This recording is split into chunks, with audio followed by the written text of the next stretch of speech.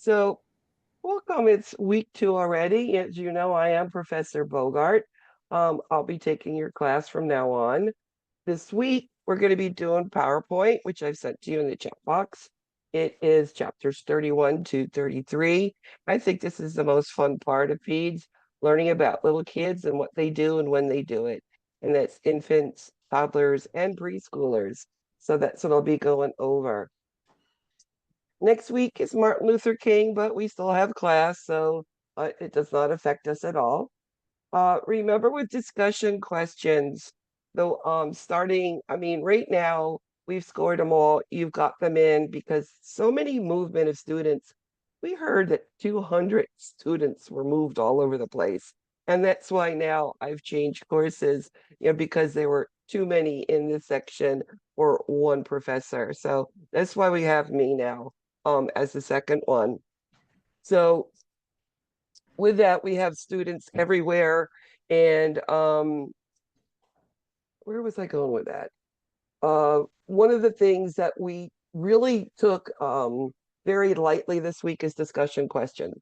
Many of them did have uh, your references there. Some of them didn't cite in paragraphs. Now, if you have references, you answered your peers, it's going to be an 18. You don't cite in the body of the paragraph. And I want to give you a little example in the comments. So go back and look at the discussion questions. Another thing that I also do is with discussion questions, I'm going to put a little more information there, something a little bit more, something to think about, another train of way of looking at it that can help. So always go back and see what I put for those. Week 4 is exam week. So next week is going to be, I'm getting to you, Kayla. Week 3 is going to be all sorts of reviews. You should be getting those study guide, which I've made, and the review handout. Who's going to do what reviews at what time? It's going to be put in an announcement. And in that announcement for your exam, which will be coming out before exam 3, because week 3 is when we're doing them, you're going to have the study guide PowerPoint. You're going to have all the Kahoots, and you're going to have any handout that I think might help you. I also include a dosage calc exam 1 example. Now, I give you the questions and I give you answers. The types of questions are very similar to those on the exam. So if you can do those questions and get the right answers, you're good for the exam. And I'll do that for every exam for you. Now, if you all don't know me, I'm really good at dosage calc. If anybody needs extra help, let me know with that. We can set up a little extra time and I can show you how to get through it.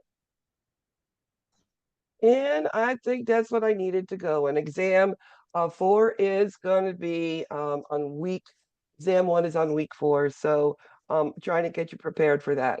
Anybody with any sort of repeat or re-entry, please get with me. Let me talk to you. Let me get you ready and set up for these exams. My goal is to hold your hand and try to get you through this. And I do teach a different way, and maybe it's what you needed. So there we go. This week, what do we have due? We have a discussion question due and getting ready now for exam next week.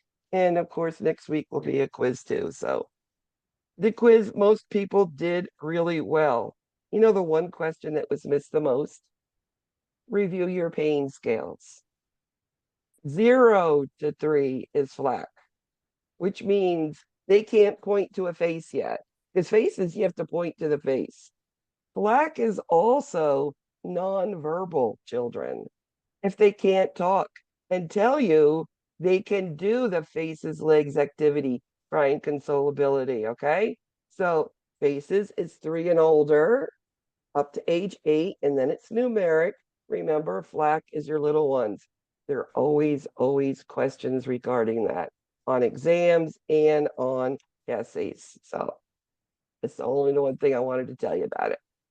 So PowerPoint, here we go. Let's give you some stuff about these children and what we need to know.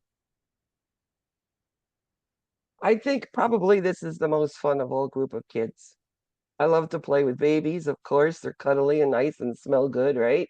And then the toddlers, the exploration, and then the inquisitiveness of the preschoolers. And they're starting to have this amazing language and can now talk to you full conversations.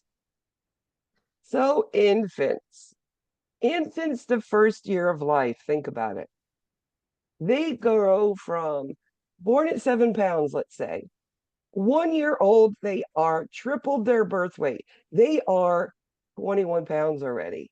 That's amazing. Triple a birth weight. Also, when we talk about gaining height, for 6 months, they gain 1 inch every month. Can you imagine being, preschooler, and all of a sudden 6 inches you grow? I mean, can you imagine? Um, I wouldn't want to even put clothes on those children, try to feed them. This is the time where infants eat a lot, right? And this is the reason why they're gaining weight like crazy. They're um, starting to do all of these things. They are starting to suck, swallow, and breathe. That's the first things they learn. And now they're learning to explore environments. And by age 1, they're walking. So they go from not lifting a head to walking. So I think, infants is amazing. And what you need to understand is that with children, especially infants, the most important thing that we can do for them is nutrition, nutrition, nutrition. They're not gaining weight, they're not meeting milestones, something's going on, and we need to put the gas in the tank. We need to put proper nutrition in them so that their brains develop correctly and that they do grow the way that they should. I mean, we'll see with infants, all of a sudden they look pudgier and then they get slimmer, right? That's where they're gaining the length there. So we can watch it. I think all through the childhood, they'll see them get a little pudgier and then, oh, they grow a little bit and they slim up. And it's just part of children. Now, babies are born only with what mommy gives them. They don't have anything of their own. They don't know anything. They don't even know how to breathe air. I mean, they come into this world and we smack them on their butt and they start to breathe. It's the first thing that they've learned. And then they put something in their mouth and now they're sucking and swallowing and breathing. And the blood that mommy gives has hemoglobin, hematocrit, iron, has all of the sort of antigens and whatnot that you could want to live. But remember, all that stuff dies off. It's not permanent. So mommy's good old hemoglobin is there until about 5 months old and then it's died off. So babies don't start making their own till right around that time. So this is why there's what we call physiologic anemia that can occur in that early childhood because cells are dying off, mommy's gone, can't give it to him, and baby's not making cells yet. So it's not uncommon to be born at a hemoglobin of 14 and then go to a hemoglobin of 9 or 10 at this age. And the only reason we would replace it if they were symptomatic. Usually they tolerate it really well. So that's all about their blood and their immune system, get all that good stuff from mom. Now the head. At birth, a baby's head is huge. It's bigger than their chest. By 1.5 years old, the head should be smaller or equal to the chest. Okay? Now, why do we need to know such arbitrary information? Well, let's just go back now and look at those soft spots. The one in the back, posterior fontanelle, usually closes up really quick, 6 to 8 weeks. It's only there in the beginning for that extra swelling that the child has with all the extra fluid that they've gotten, in interutero. And then it closes up when all that swelling's gone. And now it's closed. Now all we have left is the anterior fontanelle. And that's there because the baby's growing, the brain's growing. And it usually somewhere between a year and a year and a half, and the average you can see is 14 months, it closes up. Why do I need to know that? Well, what if it closes up too quick? My brain's being squished. I need to find out why. Hydrocephalus, could it be a brain tumor going on in there? Why did it close? Why didn't it close? All of these things are just by assessing a soft spot. When did it close? Did it close? Is it open when it should be? And then if we find it's still open at 18 months or 2 years, we tell the physician does testing, and whatever needs to be done, we'll be checking the whole body for that. Now at birth, babies are born with two eyes and they don't work together. It's something called binocularity. I know Professor Morris mentioned that last week. Each eye works different. Now, somewhere about 9 months, they work together. Why do you want your eyes to work together? Because now you have depth perception. Up to that point, that's why babies are reaching all over and it just looks like they're a little bit clumsy. They don't have depth perception. They don't know where it is, so they keep, clumsily trying to get that object that is hidden somewhere, then they're going to find it. As I said, immune system starts with mom. It's going to wear off. We know there's many things that do protect our infants at birth. Once we are born, what do we do with our immune system? We know mom's going to go away.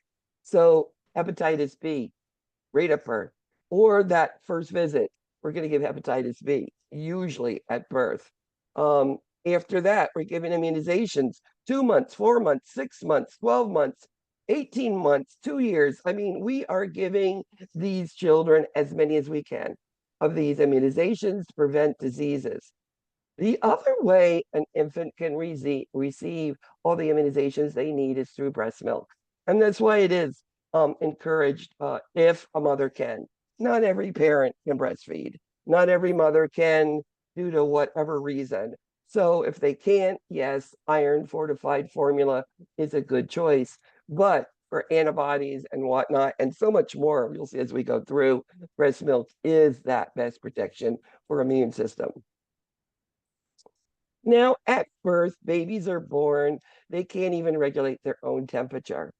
They're in mom, in that nice warm fluid. They come out, they're in a cold room, their body is swollen up with this extra fluid, and the body cannot keep up trying to heat it up. And you'll see them shivering and getting cold.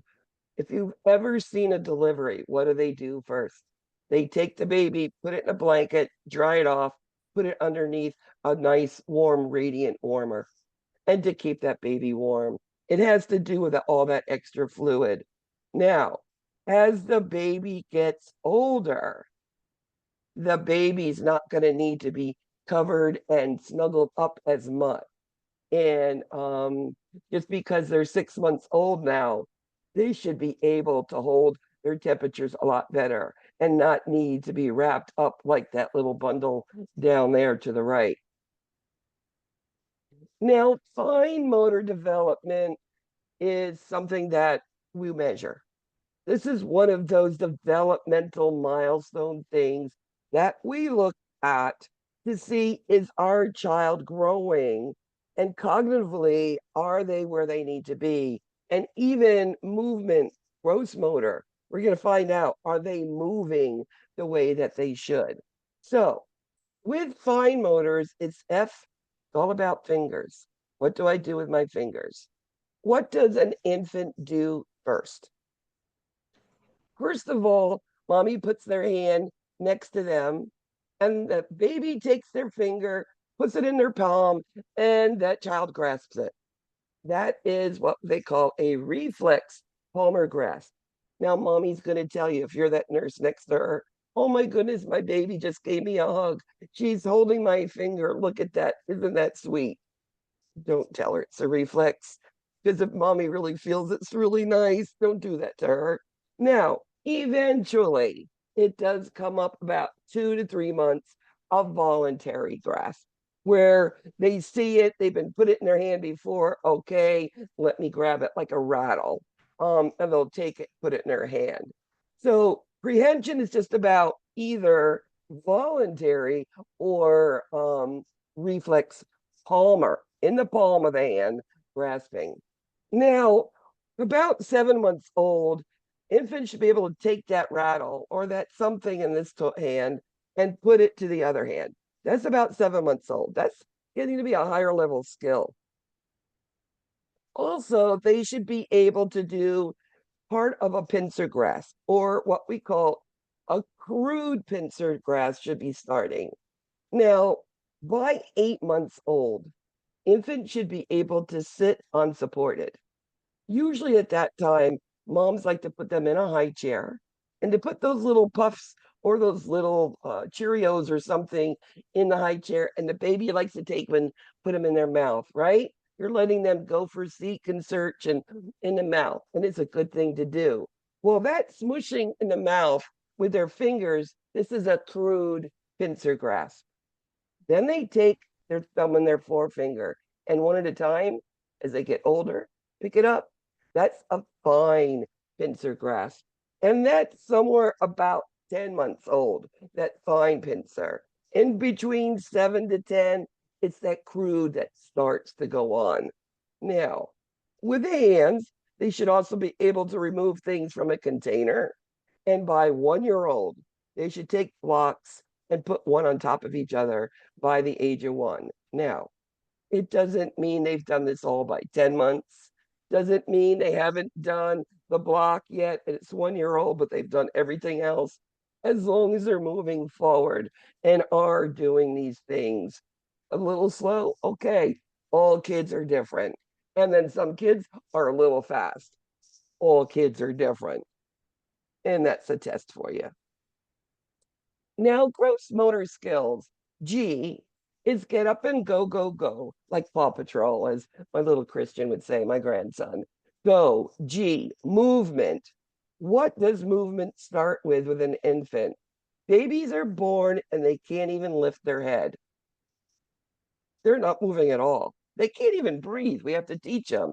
So now they're going to lift their head. All right. That's their first gross motor. All right. Now, once they lift their head up and they're looking around, look at that picture all the way to the right. So it's 3 months old, and you pick them up with their hands and on their back, and their head lags back. On a 3 month old, they should be able to, like the second picture, come up with those hands. When you don't, it's called a head lag. If you're seeing a head lag at 5, 6, 7 months, something is wrong and it needs evaluation. Is it neurologic or is it nutritional? Again, development can be delayed due to a poor nutritional status. They're not being fed the way that they should, okay? And about 6 months, they should be rolling over completely. Now you're going to worry about safety, about putting straps on, teaching parents about safety, rolling off of high chairs. I mean, out of changing tables, beds, couches, dining room tables. I've seen children 6 months old, 5 months old that have come into the ER because they have fallen off and the parents want the child evaluated because they were scared. The kid cried. Of course they cried. They fell down and of course checking their brains and their head. But it's something we can prevent by knowing at 6 months these children aren't going to be turning, and to either put straps on them or have a hand on them at all times. As I said, 8 months sitting up alone unsupported. This is one of the HESI questions all the time. Sitting with support, sitting no support. Be careful, read the questions, okay?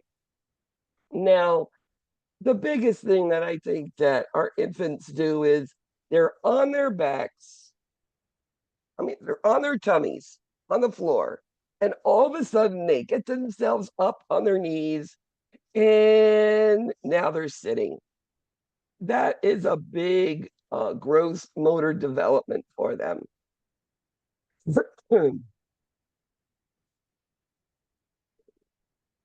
So it's cephalocaudal. What does it mean? It's locomotion. It starts with the head. Another word for head is a cephalic, right? Caudal, another word for feet. Head to feet. That is cephalocaudal.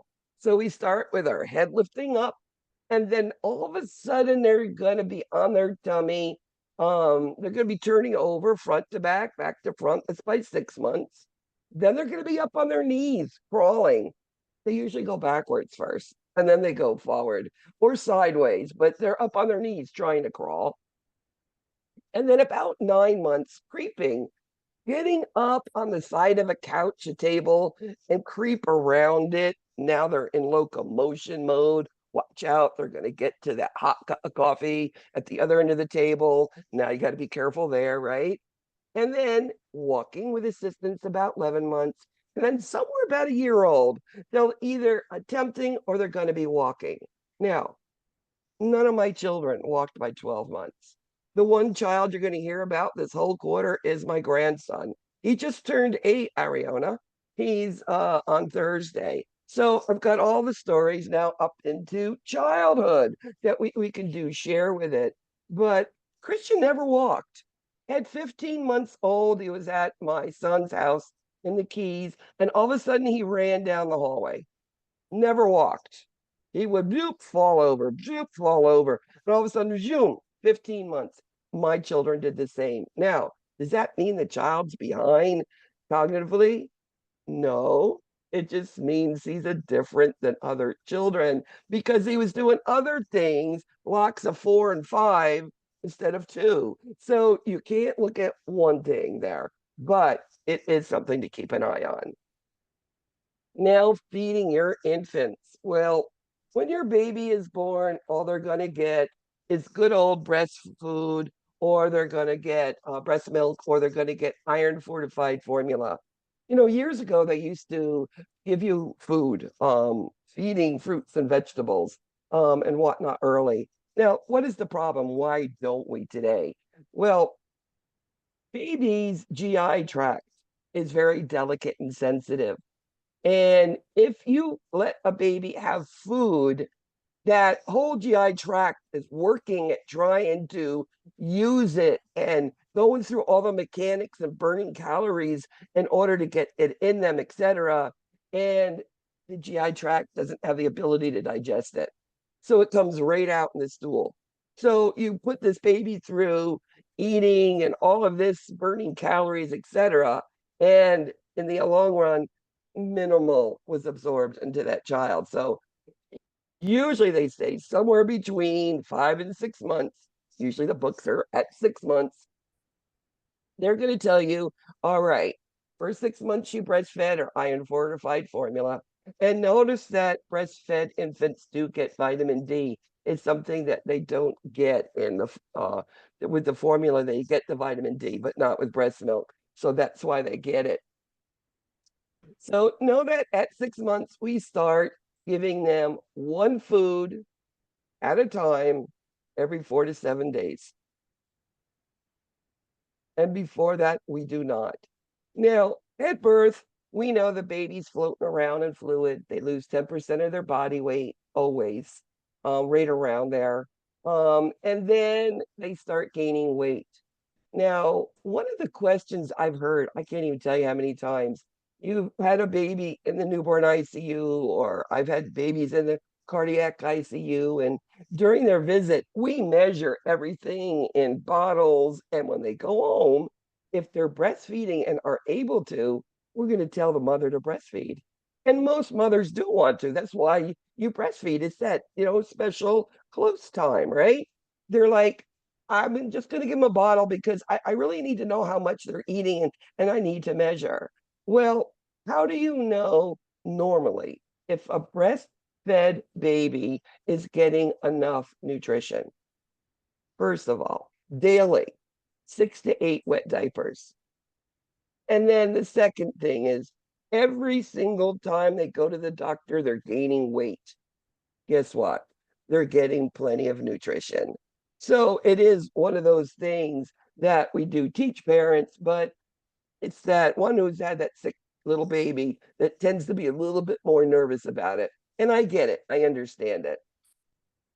As I said, the GI system, it's premature. Put food in it and you're going to see it there. Now, foods, what do we want to choose? Well, the first thing they usually will choose is rice cereal. because it's least allergenic, causes the least allergenic responses. And then we're going to start with whatever. Fruits, vegetables, physicians, some like this, some like that. There's no right or wrong after that. The right or wrong is one at a time every 4 to 7 days because we are looking for food insensitivities or intolerances. Now, what would you see? Oh, excuse me, what would you see with food sensitivities? Well, you might see the obvious all swelling up going into anaphylaxis. That's the big one. But sometimes there's just little subtleties. It could be a little diaper rash. It could be spit up, a lot of burping, a lot of colic, a lot of flatus, a lot of stool. It could just be irritable, um, or an overall rash on a body.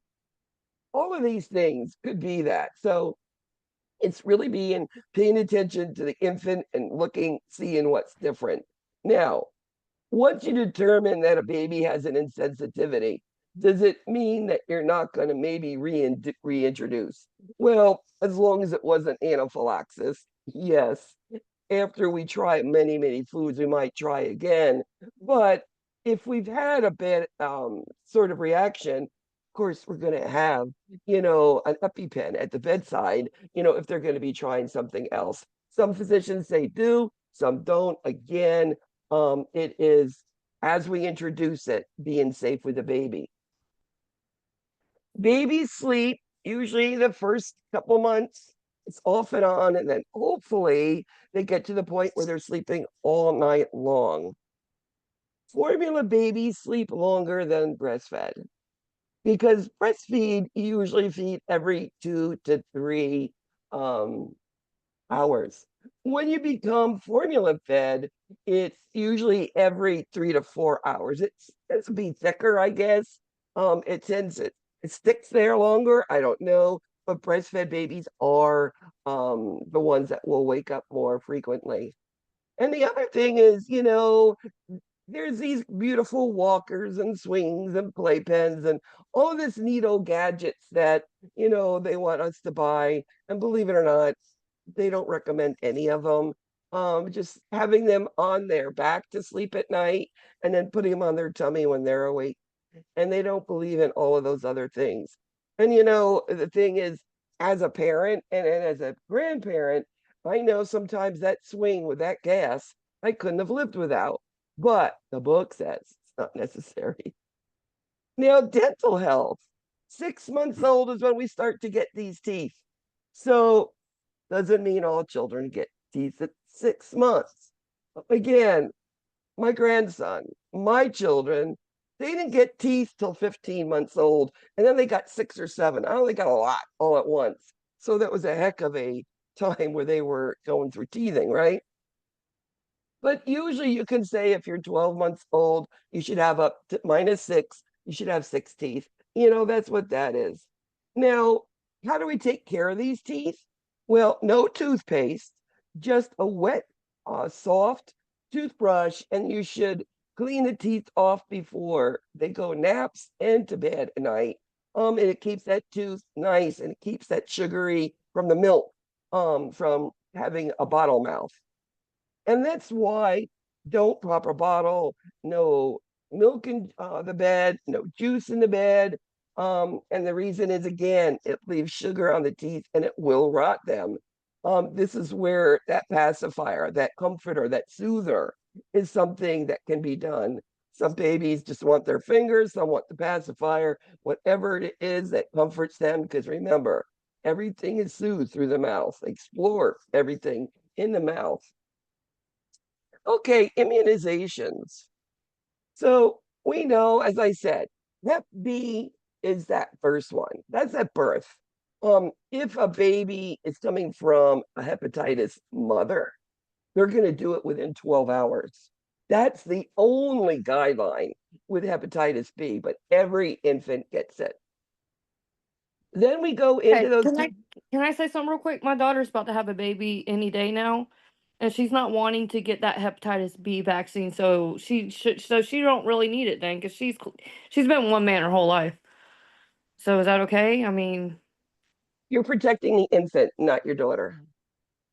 because she's like she's anti-vax, and I'm ready to choke her. So I'm trying to convince her, but I Okay, I don't I'm think. not going to give you an opinionated answer. Okay. Okay. Okay, what I'm going to say is this is immunizations prevent diseases that can kill children. Measles, mumps, rubella, polio, all of those things can do some bad things. Also, an vaccinated child can cause another child to get sick because they did not with a disease, even vaccinated if they get it. So it's a two-edged sword. It's for them and it's for everybody else. That's my thing on immunizations. And I understand it's a personal choice. I know my daughter-in-law went through looking it up and the best type and what she wanted to give, and it was this type, and it's So all she annoying. wanted. And I'm like, so "Well, I get it. I get it. I get it completely. So, but thanks for sharing that because it is a true and a real thing that as nurses we come up with. And, you know, yes, very honestly, Elizabeth, I support immunizations. I think it's something that protects us. I do I too." have a daughter who has not gotten, COVID vaccines. So I'm in between everybody here. So anyway, so immunizations, what do we need to know about them? There's so many. Have you looked at your book? It's 2 pages of like amazing stuff. Well, what you need to know is there's 2, 4, 6 months. And how do we give vaccinations? How do we prevent all of the discomfort of that? And we'll go through that a little bit more as we keep going on. Always giving some sort of numbing anything can help a child because even infants do remember pain, believe it or not. Okay. And the other thing is, with this is when do we give them? Influenza is not till 6 months. Meningitis is at 15 months. And then when do you repeat?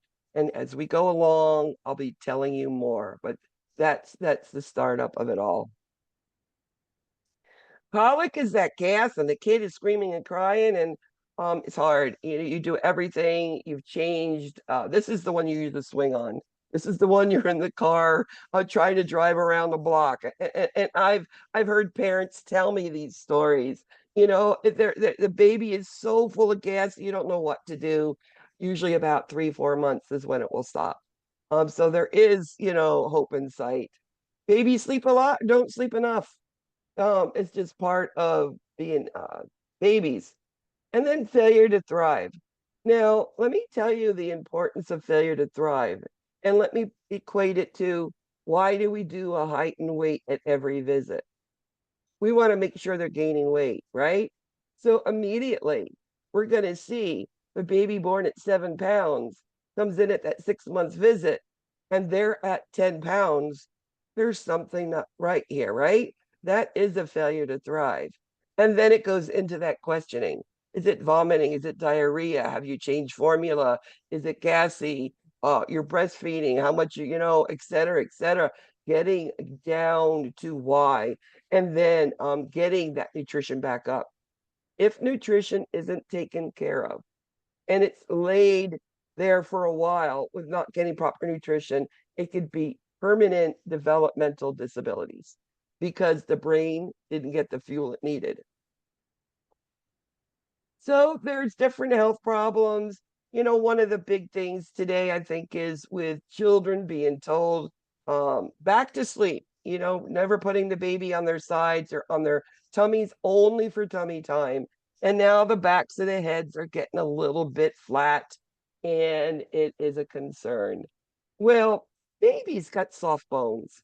And the one thing I tell parents, and even little Christian had a squirreled head going on, and even the pediatrician calmed my daughter down because mom doesn't always know everything, the grandma. So she said, no, put him on tummy time a couple times a day. The softness of the scalp will round back out, and that scalp will not be that square thing. And it did happen like that. And if it didn't and it continued, they could have put that helmet like on that bottom right side. Sometimes you'll go in the grocery store and you see the kids a little helmet head. It's because they're trying to shape their head out good. I think it's pretty neat that something just as simple as a soft helmet can help their head shape out. Diaper rash, you've heard me talk about that when it comes with food intolerance. It also could be diaper intolerance, lotions, creams, shampoos, anything is intolerance. Know that this is the one thing that if an infant has, we're going to keep you up all night long. Because once they stool or urinate, guess what? It burns. They're going to cry. So diaper dermatitis, diaper rash is something that every parent, like, what can I do, what can I do to help me, give me something, where's that special ointment, because again it's getting to be that lack of sleep. And then cradle cap was a hessy question. How do you get rid of cradle cap, that white flake on the head after birth, and you can't scrape it off? So what do? A process of time. You bathe the baby like you normally do. You put some moisturizing cream, ointment, something, oil on it, and very gently fine tooth comb. And that will slowly take away that cradle cap. And it won't be overnight, but in a couple days. SIDS death, we've mentioned it several times, about going back to sleep. Now, males are more apt for SIDS than females. SIDS is the first 1 year of life, unexplained death. Males are more apt. It's usually at nighttime. It's that early 2 to 4 month range, but it can be up to 1 year old. Is babies put back to sleep on their tummies? Smoke. Here we go. Smoke. Don't put smoke in that child's area. And then don't overdress them. That's why I mentioned thermal regulation.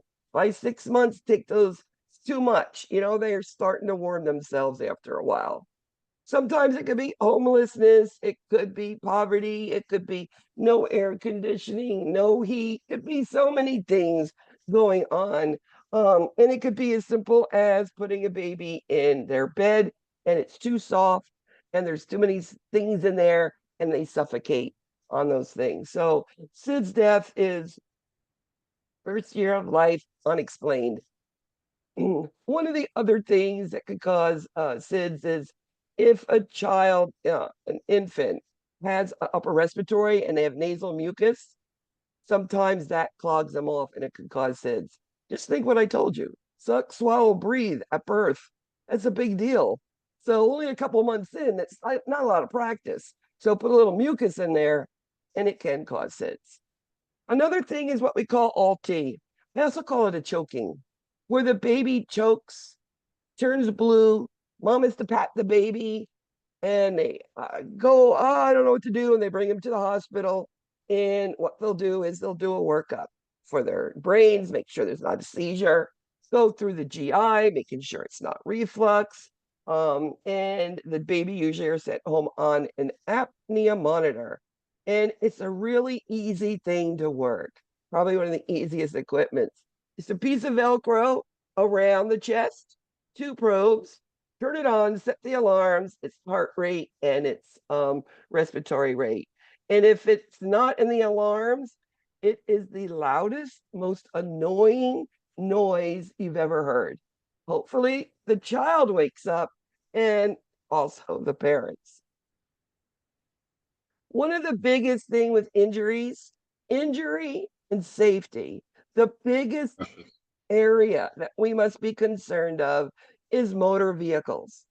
Whether it's an infant being put in a car seat or a toddler in a car seat incorrectly, preschooler, you're school age, and then you get to adolescents now driving. So if there's ever a question, what is the biggest safe injury with children? Motor vehicles, okay? And that's the reason why. Now, Letitia is a breastfed infant being seen in the clinic for her 6 month checkup. The mother tells the nurse that Letitia recently began to suck her thumb. Which of the following is the best nursing intervention? C. It is absolutely normal. Yes, it is. Remember, a baby's going to go to their mouth. They explore the world in their mouth. They comfort through the mouth. So, yes. And it was a good thing that they learned that, right? Now, theorists. On your first exam, there are a lot of theorist questions. I will be going over here. And as I do your exam one review, I'm going to go over it again. It's understanding Erikson, Piaget, Freud, and Kohlberg. Those are your basic ones that we do talk about. Now, each one of these theorists describes something.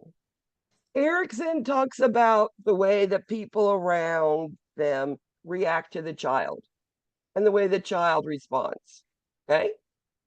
Piaget is cognitive, the way the child thinks, the way that the kid had a rattle in this hand and learned how to put it in the other hand. That is a learned thing.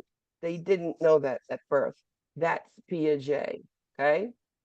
Freud is anything sexual. Anything sexual is Freud, whether it's oral or anal or genital, it is all sexual. And then when we talk about Kohlberg, it's all about morality. And morality is right and wrong. It's what you get, do a right thing, a consequence, and a wrong thing, and a consequence. That's reward and punishment. So let's look at now back to Erikson. My psychosocial, the way my environment and the people and how I work them to work me. That's Erikson telling you about the infant. Well, what do infants need at birth? They need that when they want to eat or be changed, somebody's going to come get them and take care of their needs because they don't want to be in a soiled diaper and their tummies are rattling. They're hungry. Somebody come get me. So, what does an infant do? They cry. And when a baby cries, what does somebody do? They go in, they pick up the baby and they look at the baby, they change the baby, burp the baby, get the baby something to eat, and the baby's happy. That is a baby who's developed a sense of trust. Every time somebody comes, I need something, I cry, somebody comes and gets me. Now, there are times that babies are left to cry and nobody goes picks them up. And it's not just one time, it's on a consistent basis. It could be due to drug abuse, alcohol abuse, physical abuse, could be homelessness, poverty, could be whatever. There's all different things that could happen that a child crying that somebody consistently wouldn't go get them. That child is mistrust. That child will be that one that eventually they're going to be they're not going to cry. They're going to sit there. They're, might be that grabbing, biting baby because they're angry. They're not going to be the happy, healthy baby who's got all their needs met. Okay. Now, Piaget. Piaget is about thinking. So we were born, we learned how to breathe. How on the butt. All right, now I breathe. Now they gave me something to eat. I can suck and swallow and breathe. Now, what happens? Sometimes the baby is in there in the crib by themselves, and then all of a sudden their thumb strikes their mouth, it goes in, or their finger, and they go, "Ooh, I like that." And they suck on it. And then they realize 2 hours later, oh, that was good. I like that. And they find their finger again and suck it again. They've learned it. Well, then they're given a rattle. And then they take the rattle in their hand, put it in their mouth, and oh, all right, we're good there. They shake it and they go, oh, look at that. The rattle shakes. So Now I've learned not to suck my finger, to suck a rattle, put it in mouth, shake it, make the noise, go back and get it myself and do it. You see, very simple things you don't realize an infant's learning in progression from very basic up to where you are today and what you've learned. That's the schema of things. Sometimes they're imitating you looking at them, sticking your tongue out. Blah, blah, blah, blah. You'll see little infants do the same thing. They're looking at you. Okay. And then Piaget as they get older. Well, as an infant, it's more just learning those basic things. It's all about sensory oral motor, touch, mouth, movement. That is all of what Piaget says, right? And then it goes up into this toddlerhood, this pre-operational. And in toddlerhood, what they say is you're learning other things that you have to see, and it's usually a mistake. You didn't do it because you knew, you saw it and then you copied it. For instance, my hand hit my sippy cup, it fell on the floor. Mommy came over the sippy cup and put it back and said, "Are you okay? Anything else you need?" And you're like, "Oh, that got my mommy here." It's like, guess what? Next time mommy walks away, I want mommy. Bang, sippy cup on the floor, and mommy comes. That's pre-operational. That's one of the beginnings. As we get older, now everything is magical. Everything is real. You've got your arms are airplanes and you're flying way all over the place. And you have a broomstick and you're flying through the air, right? These are things that we start creating. This is magical, magical thinking. Concrete, formal will go next week. I don't want to get you there yet. Body image, again, we know they're starting to see themselves. They love to be touched. They like those hugs. One of the things and one of the concepts here is object permanence. Now, many times mom will come up and have a special little, let's say a little toy, and it's cute, and you squeeze it, makes a noise. Oh, and the baby likes it and plays with it. And then they put your baby on tummy time and you put it in the back behind, and the baby can't see this toy no more. That baby still knows that toy's there. And guess what? They start to wiggle and try to get to it because they know it's there somewhere. Even if it's out of sight, they still know it's there. That is object permanence. Okay? That's the word you need to know. We have attachment. They know they like moms or dads or grandmas or whatever. Separation anxiety. You're going to be doing a thing on separation anxiety. It is 3 different components, and it really mostly will more affect toddlers than infants. But when you have a child that has to be put, let's say, in a hospital alone, mom has to go, can't stay the night, has to be gone for several days, whatever, for whatever reason, that baby has to be in the hospital and there's nobody to be there. That baby initially is going to do what? Going to cry like a crazy person, right? Mommy, mommy. And it's going to break your heart as a nurse. So that's the first stage. Well, after they cry and they realize mommy's not coming, then they regress. They start sucking their thumb again, or they're incontinent when they already potty trained. So they're sort of fitting, all right, well, I guess this is the way it's going to be. And then a couple of days later, mommy shows up and the child does not want to go to them, doesn't want to look at them. Why do you think they don't want to look at them? Because you upset me. You made me angry. You were gone. I don't want to be hurt again. And if I attach myself, I'm going to be hurt again. And that's separation anxiety. Now, stranger, and I think the hardest of all separation is your toddlers. The toddlers are, I think, the one that we have to learn. If you ever work in pediatrics with toddlers, you have to get this trust up with them. And we're going to go through some of those things too. Stranger fear, we know babies usually don't want to go to anybody but somebody they know. And then as they get a little older, all right, I'm still clinging on to my mommy, but are you? And they start looking. We know language starts out with crying and cooing, and it progresses by 1 year, right? One word.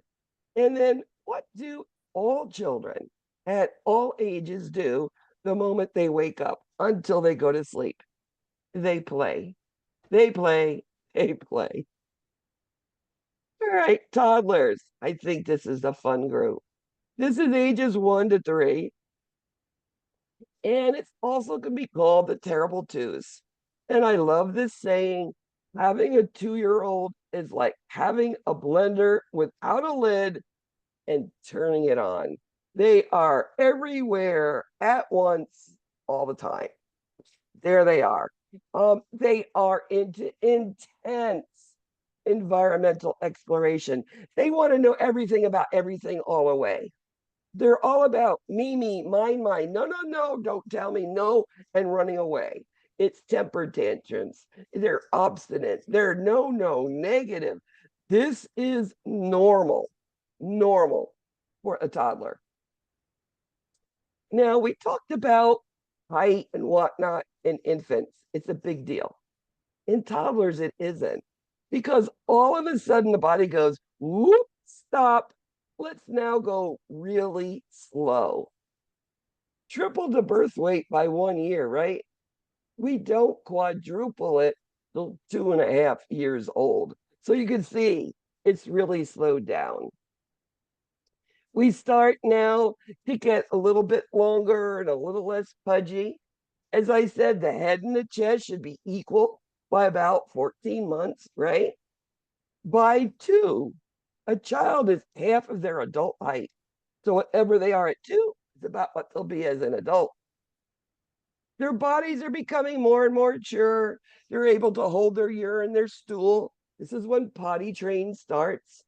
Remember, potty training starts with bowel training. They can feel the stool. The urine, they don't feel as much. Although parts of it that we look at before they start potty training is the ability to hold their urine for 2 hours. So you're a little bit looking at both, but it's bowel first. Know that there is a lot of upper respiratory ear infections, tonsillitis, viral stuff. Think about toddlers and think about the way they explore the world. It's still sensorimotor. It is touch, mouth, movement. They're exploring. Many of these children are in daycare or in houses with more than one child. What do? They share toys, or no, give me that one. I'm playing with that now. But they're using a toy from another child and then it goes in the mouth. And what do is but swap spit all day, whether in daycare or in somebody's house.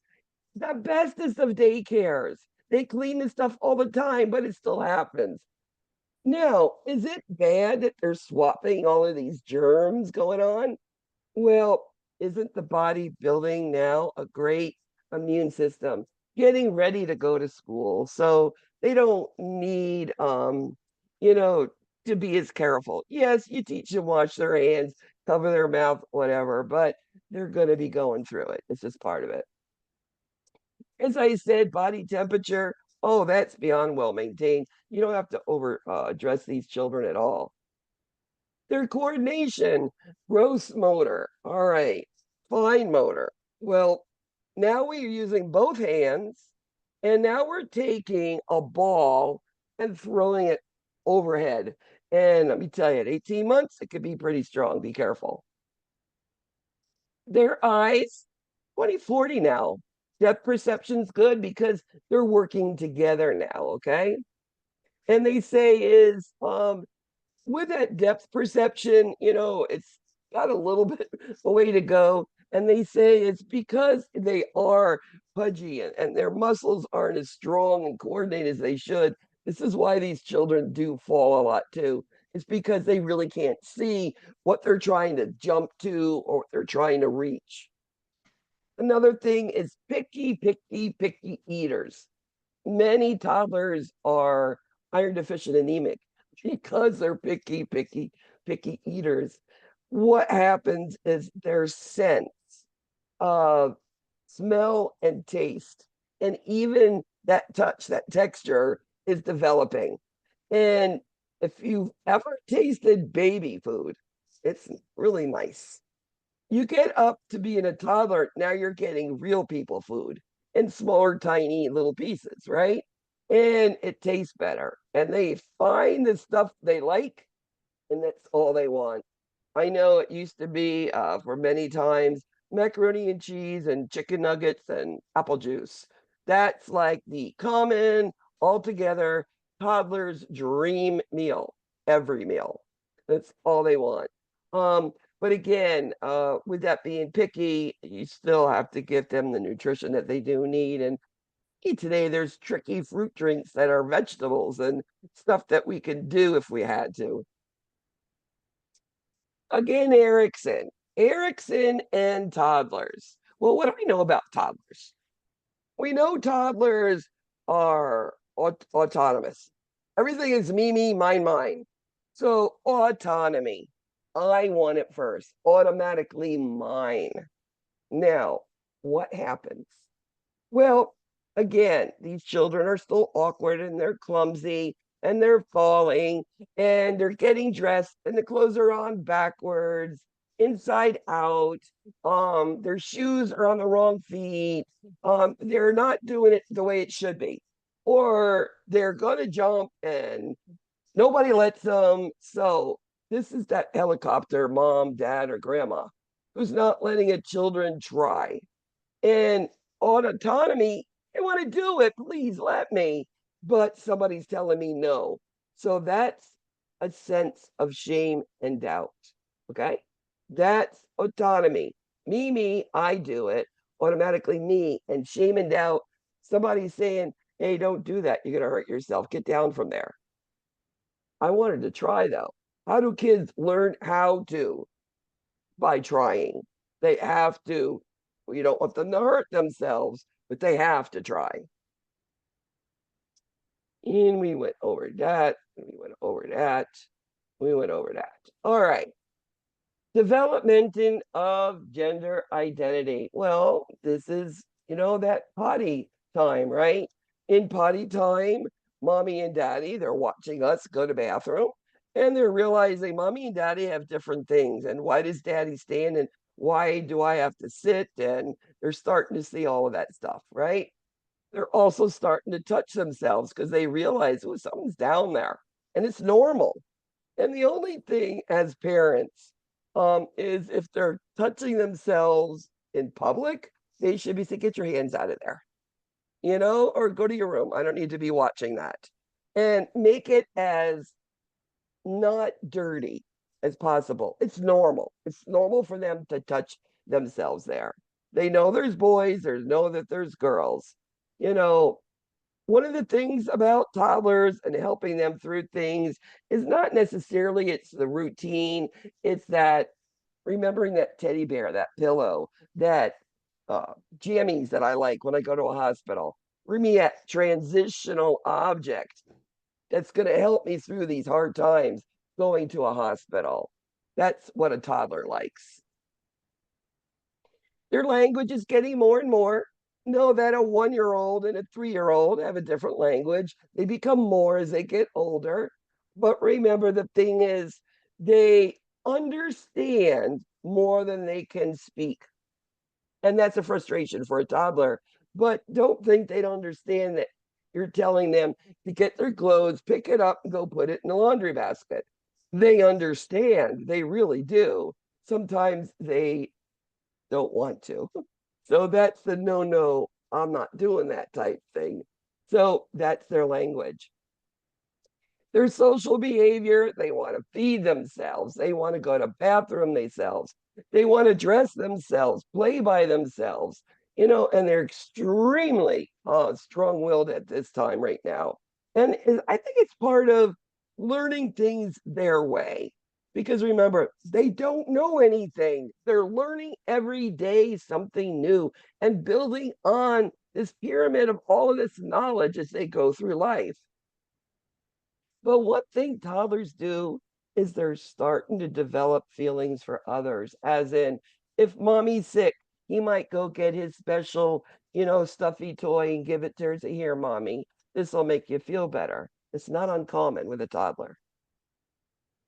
And then what do kids do? As soon as they wake up, right to the toy box, right? And we know we need to have play. We need to have it around other kids' play. We need appropriate toys. Remember, safety with toys. And remember, not just age, cognition. A child with autism, you wouldn't give small, tiny toys if they were 5. Just like a 3-year-old, okay? The child that's not autistic. You got to be careful with those toy selection according to child and their conditions, okay?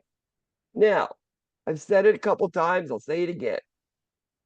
Toddlers don't like to share, they don't like to play with another person, but they don't mind playing next to me, but don't touch my stuff. That's your toys. This is my toys. And we play next to each other. That is parallel play. And they're very happy that way. But don't try to take something of mine. It will create a little bit of turmoil. We know that there's imitation when they see somebody else. And we know a lot is that touch, that feel. Tactile could be sand, it could be mud, it could be the food on their high chair when they're done eating and smushing. Tactile is really important. We talked a little bit about toilet training, those 3 signs. Mostly it's being wet, and then they're starting to ask and touch themselves and run to the toilet. We know there'll always be sibling rivalry. Temper tantrums. What do you do for temper tantrums? Well, what they usually will say is the child's having a temper tantrum, as long as they're not harming themselves or others, don't pay attention to it. Sure. My coffee. I apologize. That was good. Thank you. So temper tantrums. As long as they're not hurting themselves or others, walk away, ignore it. They feel what the book talks about is you give them that attention when they're having a fit, they're always going to have that fit to get that attention. So if they're having a walk away, I know temper tantrums. It used to be the grocery store with me and my kids. They lay down on the floor in the middle of the grocery store because they wanted whatever cereal with whatever toy. I don't know. And all right, well, I ignored it. And eventually they caught up with me. Of course, I'm keeping 3 eyes on them. But that's temper tantrum. How do we take a child who's done something wrong and punish them for it? At this age, it's only time outs. 1 minute per year of age. So a 2-year-old is going to get 2 minutes of time out. Now, you sit the child down, you tell them what they did wrong. You bit your sister and she hurts. So you're going to be sitting here. Once you become quiet and stop crying, your timeout is 2 minutes. When it's done, I'll let you know. So they knew what they did, and their punishment is to sit for 2 minutes. And you don't think that's a lot of time? For a 2-year-old, that's a long time. So that's what you would do. Again, no, me, negative. That's all. This is always your toddlers. And then again, they get upset, they get stressed, something happened. They're going to regress. All of a sudden, they're going to be potty trained and they're not. Or all of a sudden, you're going to see them sucking their finger again, or getting their little brother's pacifier, or You're going to see little things that are going to give you a clue. What is this child stressed about? Because those are what you see. As I said, nutrition, very important. Toddlers are not going to eat a lot. I've already talked about that, this happens. I think, as I said, with these children, those special diets, like that vegetarian diet, and now they're special eating and they're not eating their food. Always remember, there's other foods we can put in, that can try to help those deficiencies in their diet, okay? And then any type of complementary alternative medicine we should know about. We've talked about things like in pharmacology, when we have any of those G herbs, they can affect your bleeding, right? Well, what if, like my husband, he gets sick, he has a garlic and ginger tea. Now, is he on a blood thinner? It would make a difference because it thins the blood. So again, understanding, even for little children, they've got little things that they try, and you're going to find out some they shouldn't be doing. Again, dental health, same thing. As soon as teeth comes in, they should be going to the dentist. They should be starting to floss somewhere after 6. Before that, they don't have the coordination to do it. But after 6, they should be flossing. And again, now it's going to be with fluoride that we're going to be doing. Always worried about things and risks. Mercury, lead, these are things in the environment. It used to be the old mercury thermometers. That's why we got rid of them, because we're swallowing mercury and having mercury poisoning. Lead used to be in all of the walls that we painted all over the world, and now we don't have lead, but the lead's still there. If you've ever bought a house, an older house, they check for lead, making sure there's no lead in there, because it can cause seizures and brain damage, and the lead's going to have to be removed somehow. So it's just being aware of those things. At home, having homes protected, very important. Make sure medicines are locked away, household cleaners behind locks if we can, because this is where the kids get into, and they love to. I'm telling you, as a nurse who worked triage for the last of the 10 years in the hospital, I can't even tell you how many children coming in taking medicines. Now, fortunately, most of them were Flintstone vitamins, and they're not something that's poisonous or detrimental, because the vitamin you don't need, you just urinate it out. So you just increase fluids. Well, what if it was Tylenol? They've got chewy Tylenols for kids today, being liver failure. What if it was grandma's heart pill? These are real realities. Now, what if it happens? They took something. What do we say? Number one is you never inflict vomiting or give Epicac. No. Call the Poison Control Center, and they will tell you what to do as you are going to the nearest ER to be treated. Okay? That's the way it's done. Poison control has the most up-to-date information on how to most effectively treat poison ingestion, okay? I used to work with them quite a bit, calling them, oh, it's Betty again. And actually, I had worked with this nurse who ended up in poison control when I was working in the newborn ICU. So it was like, oh, how you been? I haven't seen you in 15 years. But it was how we still kept within our little environment. So anyway, poison control. It's a good thing to have that number in your phones, on the refrigerator, everywhere. Safety, safety, safety, and injury. What's number one for all age children? Motor vehicle. And then there's other ones. Yes, car seats you got to be careful with. All right. There's going to be questions regarding car seats. Nothing over 10 years old. Gently used if you know the person. New ones, of course. And it must be rear facing up to the age of 2. And then at 2, it can be turned around, or 35 pounds. All right, drowning, big thing, South Florida. Making sure that parents are aware. Burns, falls, aspirations. I mean, these are things that we are teaching parents. It seems it's very simple things, but these things do happen. I said car seats, gross motor, and preschoolers, ages 3 to 5, getting ready to go to school. These are little boys and girls now. These are ones that can go, hopefully, go get dressed pretty well, put their shoes on, put their clothes away, and let's get your homework out from preschool, and they can go over and, they can show you what they've done and go along with it. One of the things as parents, and we should encourage, is from a very young age, read to the child every day. Get them into liking books, reading and finding out what happens to that main character, whether it's a Dr. Seuss or whoever it is. They want to know what's going on there. Also, getting them in some activities with other children because their attention span is really, really short, maybe 15 minutes if you're lucky, okay?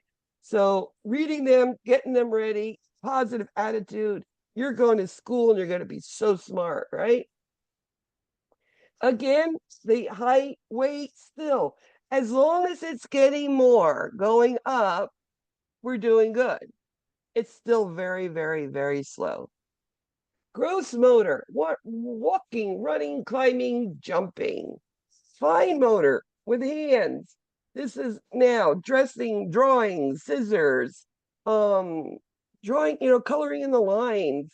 We're going to be making our letters and numbers and all sorts of things now. Now, Erickson. Now, how do we deal with other people? Psychosocial, about our environment around us. Preschoolers like to help. They like to go and do things. And sometimes the way they think isn't right and they do it wrong and they're yelled at. Oh, be careful, don't do that, give that to me. Similar to the toddler, but no, not really. Because, preschoolers are more mobile and whatnot. And they do know more about doing things right and wrong. So they don't do things wrong just to do it wrong. It's just because they didn't know type. So it's a sense of initiative, but that initiative is, also doubted upon because they didn't do it correctly.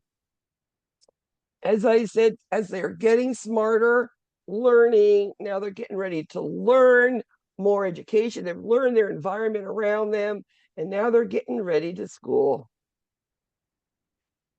As I said, their cognitive at this point still is magical as your preschoolers. This is still riding, the broom as a horse or arms out in an airplane or telling me the tree has leaves because if it rains, the tree don't get wet. I mean, all of this magical stuff goes on. Now, the one thing about preschoolers is they're starting to understand time, but not on a clock. They don't know 1, 2, 3 o'clock, morning, afternoon. They don't get it. I used to bring Christian to the house and he says, so how long can I stay here? And I'll say 2 morning times, which means he could sleep here 2 nights in maybe a daycare school setting. After lunch, your daddy's coming to pick you up. So it's an event to a time, not an afternoon, not a number, not a clock yet. Okay. And again, magical, magical thinking going on. Now, preschoolers know reward and punishment. They know right and wrong. And they usually have learned a sense of right because they've been complimented. Something good happened. And then they did something wrong and they realized, oops, I'm on timeout or I'm punished or I didn't get that candy I was supposed to get, right? So Kohlberg, right, wrong, a punishment for it. And it's also reward and punishment is what they understand. Preschoolers, have you ever seen a preschooler fall down and get their knees and hit and it's bleeding and they're having a moment like more than this little tiny little abrasion? Well, preschoolers think that if their body is cut, their insides is going to come out and they're going to die. Their insides are just going to leak out. So you know how we fix that? Put a Band-Aid on it. It's the age of Band-Aids here. It's also, if you can think, especially if with an older preschooler, and that kid's going to do surgery, and they have to cut that child, I'm going to tell that child, I know you're worried because the doctor's got to go in there and get your appendix out, but guess what? I'm going to tell them to put an extra stitch in there to make sure your insides stay inside and put a dressing on top. Is that okay? Put a nice Band-Aid, and maybe I'll see you later and I'll go put a smiley heart on it. And guess what? That child feels better because before that, I'm having surgery. They're cutting me open. My insides are going to be going flying out and I'm dying. Seriously, this is the way that they think. So, as a nurse, just what I did about putting a little extra stitch in, that's all I want to hear. And now they've gone to surgery with a better mind. Spirituality is also Fowler's is one of the theorists. We don't talk about it a lot, but what we need to know about spirituality in children, and now we're into preschoolers, is they only know what they see and have learned at home or any close influences to them, okay? And remember, they also feel if they've done something wrong, like I bit my sister yesterday, that's why my appendix has to come out today. I'm being punished. So another thing I would tell that child with that stitch, I would tell them, I know you hit your sister yesterday. I know you're sorry. You're not being punished because of that. Sometimes the appendix don't want to be there anymore and it just wants to come out. That's all. And with those two little sayings, that child feels better, believe it or not. I do that especially in the school age area, and it does really make a difference. Again, sexuality, we know boys are with moms and girls are with dads, and now they're starting to ask questions. Sexuality, again, you don't offer information, ask what they know first. If you're a nurse or if a parent is asking you, that's the way that we would do that. So sometimes going into a hospital is hard.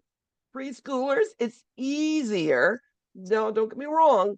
It's still, they want mommy and daddy around, but there's an easier sense of separation. As I said, bring that familiar blanket, toy, whatever, or all of them, to keep that child calm, and then sometimes this child's coming in the second time, and this is where we notice the kid's hesitant. Something went wrong last visit. Something happened. We can actually get the play therapist down, okay? Child Life are their play therapists. Come down and play with this child and find out what it was that really upset them so that we can correct it. And again, the other thing you'll hear me say as we go through, if something's going to hurt, never lie to a child. Tell them it's going to hurt a little bit, but you'll do everything possible to make it hurt as least as possible. Okay? Never lie. A kid does not forget. They never forget. So preschoolers, again, their language is becoming more and more, and they're using, of course, their own words. And they're able to express themselves a lot better. As I said, having that ritual, that routine is not as much in the preschooler. I mean, of course, there's a couple, but not really. They're sharing now. So that negativism, me, mine, no. No, you want to be a part and you want to help, and be happy in the family. You want to dress yourself. They're going to please. They're going to do what they're supposed to do because reward and punishment, they want those rewards. They know those are good things. And even though they're happy, they're doing everything they should do, etc., they're still going to challenge code of conduct. Mostly this is done at bedtime. Well, brother Albert, who's 10, can stay up. I can stay up too. No, no, you can't. Any of those sort of challenges is what I'm talking about. Well, he didn't do it. Why do I have to? She didn't. Well, these are the types, conducts, code of conducts in family that you might see. Okay. Toddlers parallel play. They don't share next to each other. Associative play, preschoolers, two and more children playing all together with all the same toys and just playing with all the same toys. There's no goal, nobody wins, there's no rules, you're just playing. Okay. Imitative, doing what somebody else does. Imaginative, this is where they have imaginary playmates sitting there at the tea table, everybody's having their own little tea and you're giving it to them, etc. Absolutely normal for preschoolers. You know, if you get into older school age, it shouldn't be, but preschoolers, okay. Dramatic play is, putting something out there, something that's going to happen. And then, of course, mutual play is playing together. Preschoolers are starting to get fears. They're starting to do things a little bit more alone, like go to bed, I'll be right there, I'll be right up, get into bed, go to the bathroom, brush your teeth, go to bed, I'll be right there type stuff. Well, they don't want to go upstairs, it's dark. They're afraid, they don't want to be alone, they're afraid of ghosts. So this is the age where this is a reality for them. They're afraid of these sexual matters like castration, and again, look at this. Objects or people associated with pain. Who's been giving these 3 to 5-year-old people pain all the way through? Me. They come to the physician's office, ER, recovery, rapid care, whatever. Guess what? Most of the time, I have to give them a shot, draw blood, put a swab in a nose, a throat, an ear, or whatever, and they don't like us. So I'm already starting at a downfall with a preschooler if they've had another experience, and they have. If they've gotten their immunizations, gone to the doctor, et cetera, et cetera. So remember that when you work with preschoolers, they're already afraid of you before you even walk up. As I said, sex education, find out what they know before you offer. They say to use correct anatomic words, and I did do that with my grandson. He knows there is a vagina and there's a penis, and he talks about it, and it's not a bad word, it's a proper word. As I said, being honest, very important. In preschoolers, they're starting to realize that they have body parts and they are starting to masturbate. It is normal. Now, again, if it is done in public, take your hand out of your pants. If they're in the house, go to your room. I don't need to be watching that, is what they say to go with it, not to make them feel bad for knowing what their own body is. Okay. And we went over fear. Sometimes this is the area, this is right at 3, speech problems. Well, if you're in that preschooler and you think that there is a speech problem, the first thing you need to do is check the ears. If you can't hear, you can't speak properly. So that's number 1. And then after that, what do we do? Well, we've talked about all of these developmental milestones. And what if these developmental milestones aren't met? Is speech, physical, or occupational therapies. Kid, what it needs. What the neat thing is, you can have kids not talking hardly at all at 3. Get them into speech therapy, and now you can't shut them up. They start talking. And I think that's amazing, giving them a little attention, and that's all they need. Sleep problems, it's working with them and getting them through it. Sometimes, like my grandson, we ended up giving him melatonin. He had to get it. He would have crazy fits at night. This was my second grandson, and I was there one night when it happened. He's asleep, screaming. He didn't know. Injury? Well, gee, preschoolers injury. Guess which one? Motor vehicles. Yes, it is motor vehicles. But why again is there an increase in injuries in preschoolers? It's because they're more mobile. They're on skates, they're on bicycles and tricycles, and they're riding around the block, and they're in the road, and they're on the sidewalks, and they're falling down and they're hurting themselves, right?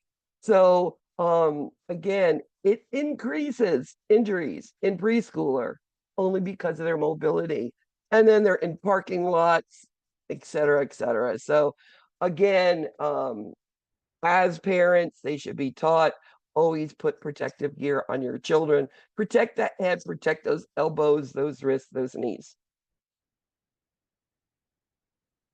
So preschoolers, they're in daycare, they're in preschool, and now they're going to school. And now they're learning. And now they're getting their buddy, right? For school age, it's going to be, they're going to have their same sex peer. It's going to be their buddy. And they're starting to figure out who it is. In school, what's going to happen? There's going to be communicable diseases out there. And we know that with immunizations, they will be decreased. Now, it doesn't mean they're wiped out for many reasons. Even with a chickenpox vaccine, you can still get chickenpox. So that's one thing. And any of these, you still can, depending on how your body's built up that immune defense of it. So as a nurse, for instance, I worked in the ER. I see a child come in with symptoms that look like chickenpox, whether they had immunization or not. What am I going to do? My nursing care, I'm putting on a mask, I'm putting one on the child, and I'm getting that child into a reverse flow room because it's airborne. So, nursing care, then you could do the complete rest of your assessment. So, again, it's the experience of knowing what to look out for. What are the signs and symptoms? When in doubt, separate them. It's only going to be safe for the rest of the children, right? The other thing, besides me and the mask and things I see, always hand washing, hand washing, hand washing. I think that infections all across the board have decreased because the people now are hand washing, and those alcohol things are all over the place in the grocery store. Wipes for the things, and I think it's awesome. Eye infection, this most common things kids get, these green, goopy, sticky eyeballs. How do you treat them? Well, they're staph. So it is a bacteria. Hand washing, number one, keeping the kids' hands out of the eyes, washing from the inside out. I would do 2 separate cloths because I'll never put them together. Clean them out and then put on whatever the eye ointment or eye drops are. Remember, like you were taught in pharmacology, ointment makes you see blurry. If you're putting ointment in a child, make sure you tell them it's going to be blurry, but then it's going to clear up and be better, okay? And then the other thing that's never listed here, have them change their pillowcase every night because that staph gooberts are in that pillowcase. So change it and it does decrease. And then another kid's not going to go on that pillowcase, or you're not going to make the bed and you're not on that pillowcase. So get rid of the pillowcase or whatever all you need there. Stomatitis is those oral, cold sores type thing. They hurt. They're painful. Kids with them, they're not going to eat. So again, try and pain relief for them. Now, parasites. Preschoolers are outside in the dirt, right? Laying. Their nails, if they're not short, they'll get underneath their nails, the eggs on these worms, and everything in their mouth. And now they're chewing on the eggs. And now these worms are hatching inside the body. And then at night, all of a sudden, there's intense perianal itching. So you get these, all right, what do I need to do? The doctor will say, take a scotch tape at night, go in the flashlight, take a piece of scotch tape, and you can see a tiny little, like a piece of rice or a half a piece of rice. It's all of these pinworms are. And then they'll treat it. The one thing about treating any sort of worms, whether they're the round worms or if they're the tiny worms, is once one child has it in the family, usually the whole house has to be treated. It's usually everywhere. I mean, they can go and test it, but that's recommended, at least testing, making sure. Now, I've been asked about child maltreatment, neglect, abuse. Have I ever seen it? Unfortunately, yes, I have. And it's something that you never forget. And as you as a nurse are working with these children, you want to beat somebody up for seeing a kid so beaten up and hurt. Okay, for whatever reason, you want to hurt someone. You can't. Your job as a pediatric health professional is to watch out and protect the child. So take care of the child. The law can take care of how that happened. I had a little 3-month-old baby come into the ER, was a twin, who was busy. The ER was crazy, just full up. I'm in triage, of course. And this mother says, "Can they see this as a tiny baby?" And I'm so worried. Should bring the baby back. Of course, I'm going to take a baby in. Poor mom, she was so concerned. When I went to pick up the infant to put it on the scale to weigh it first, right? Height and weight, we do that. Weigh it. My hand went in the scalp behind the ear where the swelling and discoloration was. And I went, oh, Lordy, this is a fractured skull. I could have immediately accused that mother of stuff going on. No. So what I did is I did the rest of my assessment, put the child in the baby waiting area, went into the doctor, told him my suspicions. The doctor said take him immediately for x-ray. If there's a fractured skull, do an x-ray of the whole body. And that's what happened. Now, what happened to that child? That child was abused by the father, apparently. Father took the child and hid it in the shower around the surround because it was crying and it wouldn't be quiet. And he had just lost his job. So he had to deal with the kids. And he had 2-month-old, 3-month-old twins and a 2-year-old in the house. And anyway, end of story. The children are safe. And the father is where he needs to be. And my job was to take care of that child. I will never, ever forget those little boys, ever. And again, some things are very blatant. You see them, it's blatant. And other things are very subtle. Again, it's better to be safe than it is to let a child suffer because they don't know what to do, okay? That's my whole thing about it. And remember, with child abuse, the injury and the story don't match. That doesn't make sense. That's usually where your head goes off. Now, there's another sort of abuse. I don't know if you ever heard of it. It's called Munchausen syndrome. This is when the caregiver to the child, mother, father, grandmother, whoever, caregiver who has control of the child, what they do is they like to see their child sick. So they're always doing things to make them sick. If they have a wound, they keep putting dirt in it or stuff in it to keep it oozy gooey dewy. If they have an IV, they'll even take toilet water and squirt it up in the IV. They'll do all sorts of crazy, crazy, crazy, crazy things. They'll bring in food from home that's poisoned or tainted or anyway.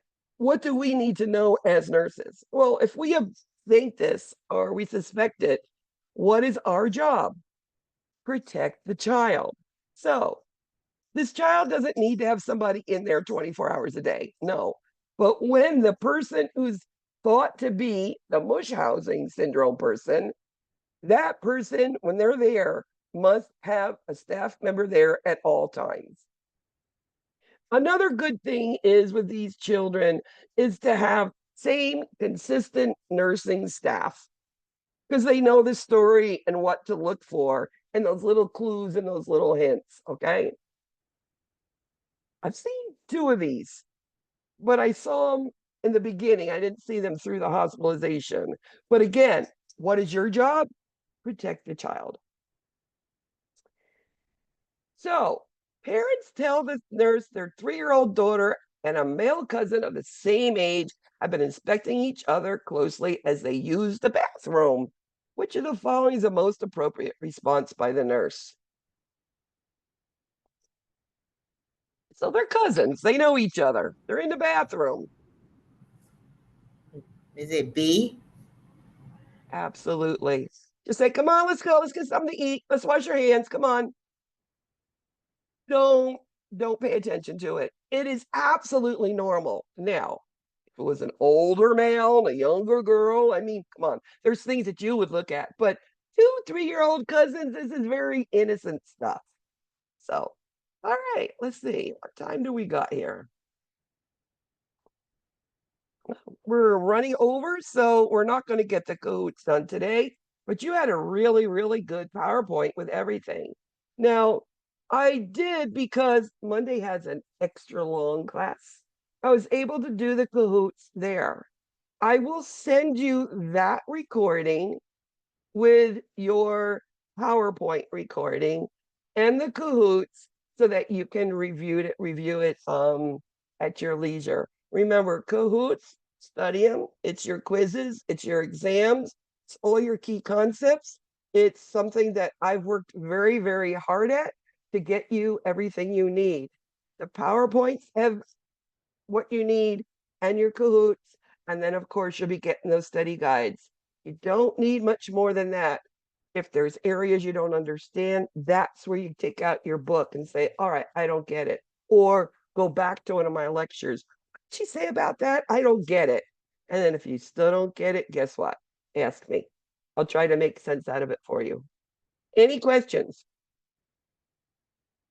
Week 8 is a pediatric assessment project. I know it was mentioned to you. It is 3 sections.